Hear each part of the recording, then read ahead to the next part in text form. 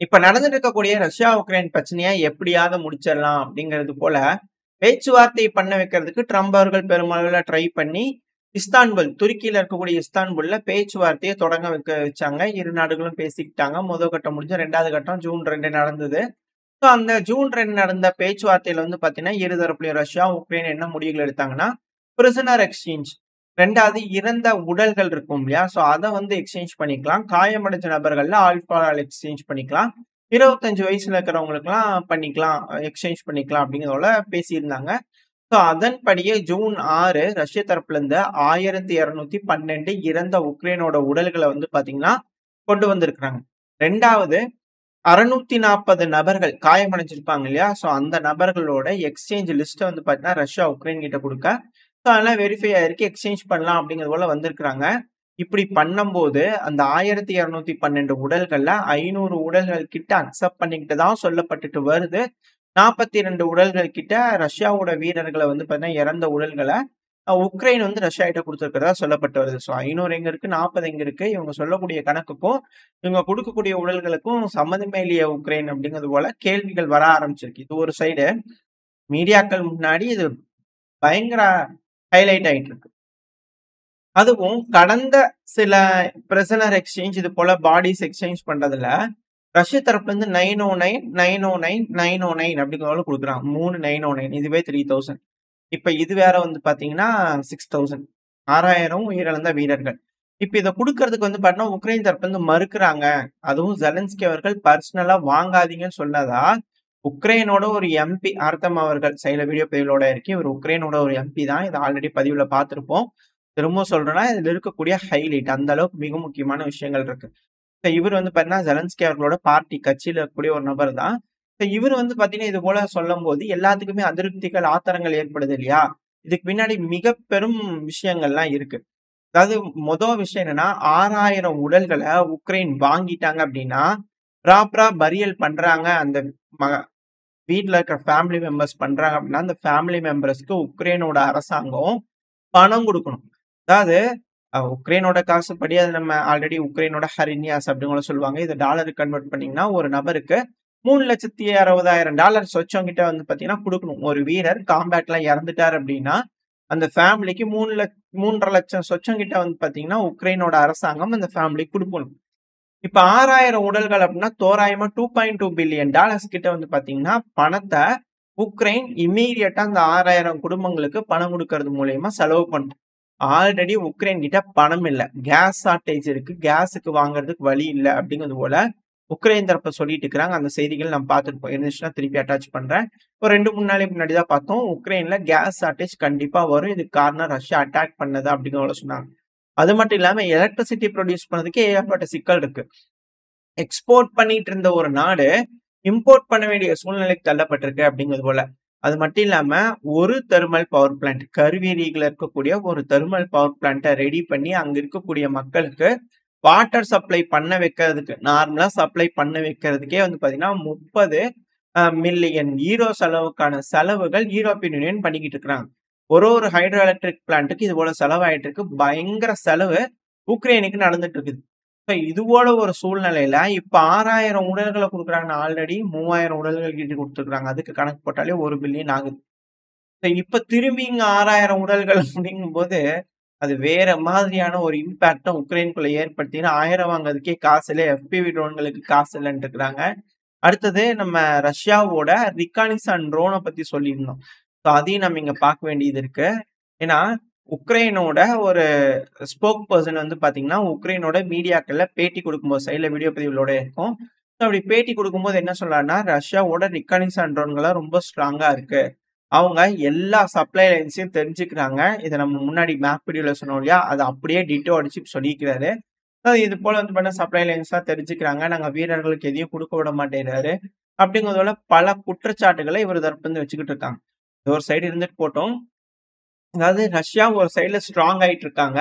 களத்துல பெருமளவுல முன்னேறிட்டு இருக்காங்க. சுமி பகுதியில முன்னேறிட்டு இருக்காங்க. இப்ப இந்த சமயத்துல வீரர்களோட உடல்கள ரஷ்யா உக்ரைனுக்கு குடுக்குறாங்க. அப்படி குடுக்கும்போது உக்ரைனோட வீரர்களோட மோரல் வேல்யூ எப்படி இருக்கும்? ரஷ்யாவோட வீரர்களோட மாரல் வேல்யூ எவ்வளோ இருக்கும்? இப்படி மாரல் வேல்யூ கம்மியா இருக்கும். ஆல்ரெடி கம்மியா இருக்கும். இப்ப இந்த உடல்கள வாங்க மறுக்கிறாங்க அப்படின்னா, உக்ரைனோட வீரர்கள் நம்ம எதுக்காக சண்டைக்கு போணும்? இப்போ நான் வந்து சண்டைக்கு போறேன் அப்படின்னா, என் குடும்பத்தை என் நாடு பார்த்துக்கும் அப்படின்னு ஒரு நம்பிக்கையில தான் சண்டைக்கு போறேன். இப்ப நம்ம கண்ணு முன்னாடி நம்ம நாட்ட சேர்ந்த வீரர்கள் இறந்து கிடக்குறாங்க. அத வாங்கி ப்ராப்பரா அடக்கம் பண்றதுக்கே நம்மளோட அரசாங்கம் தயங்குதுன்னா, அந்த அரசாங்கத்துக்கு இணங்க மக்கள் சண்டைக்கு போவாங்களா? அப்படின்ற கேள்வி இங்க வர ஆரம்பிச்சிருக்கு. முதல்ல இருக்கிறது பணப்பற்றாக்குறை. 2வது இருக்கிறது பயம். 3வது இருக்கிறது நம்பிக்கையின்மை. ஸோ இது எல்லாமே உக்ரைனுக்கு எதிரா டர்ன் ஆக ஆரம்பிச்சிருக்கு. ப்ராப்பரா வந்து பார்த்தீங்கன்னா, ரஷ்யா இந்த இடத்துல விளையாடிக்கிட்டு இருக்காங்க. அடுத்த ஒரு சிக்கல் என்னடான்னா, ஆல் ஃபார் ஆல் காயமடைந்த வீரர்கள். இதுல உக்ரைன் சித்திரவதை பண்ணியிருப்பாங்க. இப்ப அந்த நபர்கள் எல்லாத்தையும் குடுத்தாகணும். ஆல் ஃபார் ஆல் காயமடைஞ்ச நபர்கள் என்னென்ன லிஸ்ட் இருக்குன்றதெல்லாம் செக் பண்ணி எக்ஸாமின் பண்ணியிருப்பாங்க. ஸோ அந்த நபர்கள குடுத்தாகணும். ஸோ அப்படி குடுக்குறாங்க அப்படின்னா, போர் குற்றம் உக்ரைன் பண்ணியிருக்கா இல்லையான்றத அத வச்சு அப்படியே வந்து பார்த்தீங்கன்னா காமிச்சிடலாம். ரஷ்யா குடுத்திருக்கக்கூடிய நபர்கள் அது போல ஏதாவது செய்றாங்க அப்படின்னா காமிச்சிடலாம். அதாவது இதுக்கு அதெல்லாம் குடுக்கணும்னு நீட் இல்லைலப்பா! அப்படிங்கிற ஒரு கேள்வியும் வரும். பட் ஒன்ஸ் இது ஆல் ஃபார் ஆல் அப்படிங்கும்போது, இதுக்கப்புறம் காயமடைஞ்ச வீரர்கள் இருக்காங்க. இது முன்னாடி பிடிக்கப்பட்ட நபர் அப்படிங்கிறது போல ஏதோ ஒரு சித்து வேலை நடந்ததுன்னா, அப்போ உக்ரைன் பொய் சொல்றாங்க அப்படிங்கிற ஒரு விஷயம் வந்து பார்த்தீங்கன்னா, உலகத்துக்கு முன்னாடி நிரூபணம் ஆயிரும். தொடர்ந்து உக்ரைன் வந்து பார்த்தீங்கன்னா, பேச்சுவார்த்தைகள சீர்குலைக்கிறதுக்கான வேலைகள செய்றாங்க அப்படிங்கிறத, உக்ரைன வச்சே மேற்குலக நாடுகளோட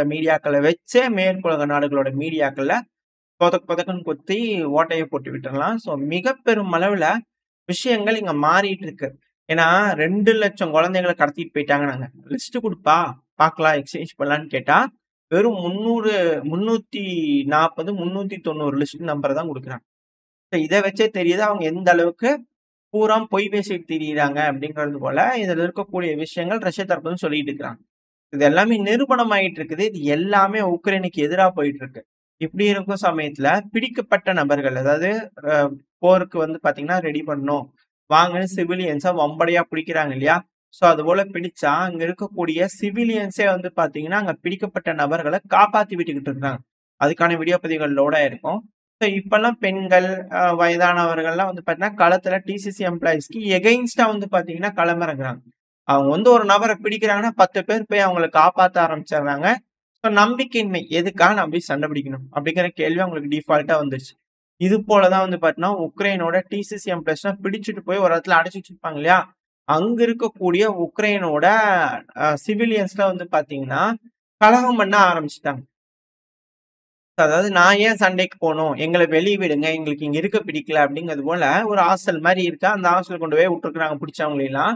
அங்க வச்சு தான் அதுக்கப்புறமா ப்ராப்பரா எல்லாம் மூளை சலவை செஞ்சு எல்லாம் ட்ரெய்னிங் குடுத்து, மனச தேத்தி தைரியமாக்கி, ஏன்னா கொஞ்சம் கொஞ்சம் வீக்கா இருப்பாங்க. அந்த வேணுங்கிற மெடிக்கல் ஃபிட்னஸ், மென்டல் ஃபிட்னஸ் எல்லாத்தையும் ரெடி பண்ணி, அதுக்கப்புறம் போர் பயிற்சிகள சொல்லிக் குடுத்து, அதுக்கப்புறம் ஃப்ரண்ட் லைனுக்கு அனுப்புவாங்க.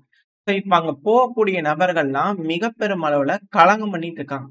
அந்தக்கான வீடியோ பதிவுகள் இருக்கு. இது கூட முன்னாடி ரூமர் அப்படிங்கிறதோட சொல்லிட்டு இருந்தாங்க. ஆனா, உக்ரைனோட டிசிசி தரப்புல இருந்து அபிஷியலாவே வந்து பார்த்தீங்கன்னா, சேனல்ஸ் இருக்கு இல்லையா? அதுலேருந்து சொல்லியிருக்கிறாங்க. ரூமர்ஸ்லாம் பரப்பாதீங்க. இது போல நடந்தது உண்மதான். ஆனா, அதுக்கப்புறம் அவங்க கிட்ட பேசி எல்லாம் பிரச்சனையெல்லாம் முடிச்சு சார்ட் அவுட் ஆயிருச்சு. அதனால இதெல்லாம் பெருசா பேசிட்டு இருக்காதீங்க அப்படிங்கிற போல அவங்க தரப்புல இருந்து வருது. ஏன்னா, அப்படியே காட்டுத்தீ மாரி பரவ ஆரம்பிக்குது அப்படின்னா, உக்ரைனோட வீரர்கள் எதுக்காக சண்டை பிடிக்கணும் அப்படின்ற கேள்வி அவங்களுக்குள்ள வந்துரும். இப்ப நான் சண்டை பிடிக்க போறேன். என் குடும்பத்த நீ பார்த்துக்குவியா? அப்படிங்கிற ஒரு கேள்வி வரும். பார்த்துக்க மாட்டேன். அ நான் இறந்துட்டேன். எனக்கான ப்ராப்பரான எந்த ஒரு விஷயம் செய்ய மாட்டேன். எதுவுமே செய்ய மாட்டேன்னா என்ன? அப்படிங்கிற ஒரு கேள்வி வந்தது இல்லையா? மிக பெரும் மாற்றங்கள உள்ள ஏற்படுத்திக்கிட்டு இருக்கு. ஸோ பல நபர்களும் அதுவும் உக்ரைனோட கீவோட மேயர், கேப்பிட்டல் கீவோட மேயர் வந்து பார்த்தீங்கன்னா, என்ன சொல்லியிருந்தாரு ஜெலன்ஸ்கி அவர்கள், ஒரு ஊழல் பெருச்சாளி. இவரு போய் வந்து பார்த்தீங்கன்னா, அமெரிக்கால நின்னுட்டு ட்ரம்ப் அவர்களோட கட்சி வந்து ஊழல் பெருச்சாளின்னு சொல்லியிருந்தாரு. ஆனா, இப்போ வந்து பார்த்தீங்கன்னா, உக்ரைனோட கேப்பிட்டலான கீவோட மேயரே வந்து பார்த்தீங்கன்னா, ஜெலன்ஸ்கி அவர்கள் ஊழல் பண்றாரு. ரொம்ப மோசமான நபர். அப்படி இப்படிங்கிற செய்திகள்லாம் வந்துகிட்டு இருக்கு இல்லையா? ஸோ இதெல்லாம் வச்சு பார்க்கும்போது ஜெலன்ஸ்கி அவர்களுக்கு எதிரான மனப்பான்மை உக்ரைனுக்குள்ள பில்டப் ஆக ஆரம்பிச்சிருச்சு. இது பெருமளவுல நடக்குது அப்படின்னா, மிக பெரும் சிக்கல்ல உக்ரைன கொண்டு போய் விட்டுரும். உக்ரைன் டிசால்வ் ஆனாலும் ஆச்சரியப்படுறதுக்கு இல்ல. டிஸ்இன்டகிரேட் ஆல்ரெடி ஆக ஆரம்பிச்சிருச்சு. ஏன்னா, ஃப்ரண்ட் லைன்ல பெருமளவுல கொலாப்ஸ் ஆயிட்டு இருக்கு. இப்படி இருக்கும் சமயத்துல 1,20,000 வீரர்கள் வந்து பாத்தீங்கன்னா புதுசா இந்த சுமி கர்கிவ் பகுதியில ரஷ்யா டிப்ளாய் பண்ணிக்கிறாங்களாமா. இங்க வீரர்களே எல்லாம் வம்படையா புடிச்சிட்டு போனா அங்க வந்து பாத்தீங்கன்னா கலகம் பண்ணிட்டு இருக்காங்க. அங்க ரஷ்யா புதுசா 1,50,000 1,20,000 வீரர்களை டிப்ளாய் பண்ணிக்கிறாங்கன்னா எதிர்த்து போய் சண்டை பிடிக்கிறதுக்கு யார் இருக்கிறாங்க அப்படிங்கிற கேள்வி இருக்கு.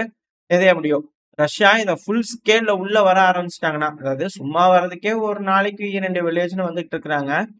ஃபுல் ஸ்கேல்ல வர ஆரம்பிச்சுட்டாங்க அப்படிங்கும்போது எந்த அளவுக்கு இழப்புகள், பகுதி இழப்புகள் உக்ரைனுக்கு இருக்கும். ஸோ அந்த டைம்ல உக்ரைன் என்ன செய்வாங்க?